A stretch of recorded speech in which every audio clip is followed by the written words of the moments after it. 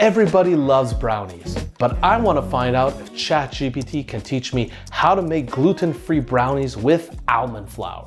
To make these gluten-free brownies, we're gonna need 1 cup of almond flour, half a cup of unsweetened cocoa powder, half a teaspoon of baking soda, 1/4 teaspoon of salt, half a cup of butter, half a cup of brown sugar, 2 large eggs, teaspoon of vanilla extract, half a cup of chocolate chips or chocolate chunks. In a medium bowl, whisk together the almond flour, cocoa powder, baking soda, and salt.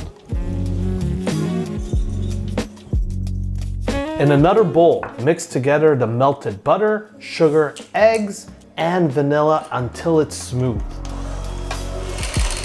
Combine wet and dry ingredients.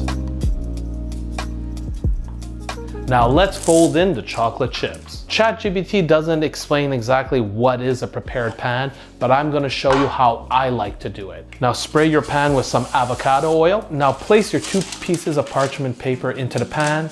This will make it a lot easier to remove your brownies from the pan when you're done baking it. Just put in your batter into the pan. Let me know in the comments if you think this batter is really thick. Now try and spread it out as evenly as you can on the baking sheet. So now let's bake it for 20 to 25 minutes until the center is set but still soft.